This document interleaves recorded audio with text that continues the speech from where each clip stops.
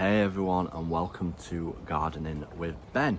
What have we planted in May and what are we going to be doing in June? That is what we're talking about today.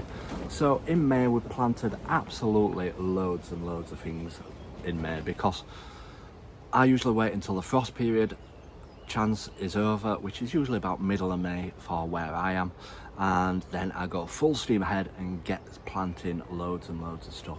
Now I've planted some lettuce, I planted cauliflower, broccoli, spring onions, leek, courgettes, butternut squash, pumpkins, lettuce, spring onions, radish, beetroot. Absolutely loads and loads of produce I planted this month. Now June time is going to be an even busier month for planting because I'll replace any plants that haven't taken very well, like I've lost some lettuces, I may have lost some broccoli plants, but yeah, we'll be filling in all those gaps and getting more stuff growing. And obviously with growing vegetables you work on succession growing so that you keep planting stuff on a regular basis so that you'll get a produce all the way through the summer period. I'm just looking at where this piece of tape's coming from my polytunnel.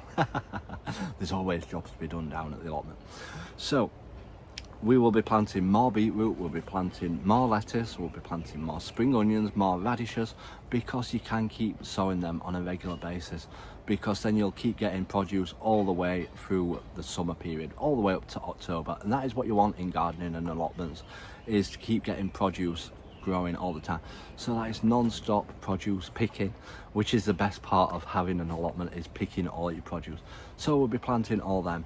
We're also going to be harvesting our garlic in June. Mine's not ready for harvesting yet. I planted it October time, but it should be ready to harvest in June time. It's starting to stop growing now and it's starting to wither back a bit, so we'll be keeping an eye on that for when we're going to be harvesting it. We've also got loads more sweet corn to plant out. I'm going crazy mad with sweet corn this year. That is my favourite thing to grow down at the allotment, is sweet corn. So we've got a load more sweet corn to plant. We planted some last month, which we started from seed, and then I bought some from the Asda, which you'll have probably seen. We planted them, and then I also started some more off from seed a few weeks back, and that's getting ready for planting out, so we need to find more space to plant them in. We'll also be planting out our pumpkins. We've got some Atlantic Giants growing. I possibly sowed them a bit too late. Should have sown them around March time, but I sowed them a couple of weeks ago. But we're going to probably put them where the garlic were. So digging them garlic up will make space for the pumpkins to grow. We'll need to add some food into the ground because the garlic might have taken a lot of the food away from it. So we'll add some nutrition into the ground as well, and obviously compost, and keep them watered, keep them well fed to get a great produce from them. So we'll be doing that. We'll also be planting out a load more sunflowers. I've got thousands and thousands of sunflowers growing, so we need to get all them out. We've got loads of sweet peas to get out. Yes, I'm late getting my sweet peas out. We'll be planting some more peas because we've got peas growing. We've also got loads to plant out, and I'm one of these people that if I see a gap, I will fill it, whether it would be with spring onions, whether it would be beetroot, anything that'll fill the gaps in. Yes, you should leave space for weeding, but I tend not to. I tend to just fill everything in with other plants and keep it growing. So we've got them to do. We'll also be concentrating on our tomato plants, as I set myself a weekly mission where every week I will spend 10 minutes on them, taking off any of the suckers, tying them up, giving them a feed, giving them a good drink of water, and looking after them, because they do need looking after, tomato plants. If you don't look after them, they won't give you the produce that you need from them. So I'll be concentrating on that this month. So hopefully, in June, we'll be getting lots more done down here at the plot.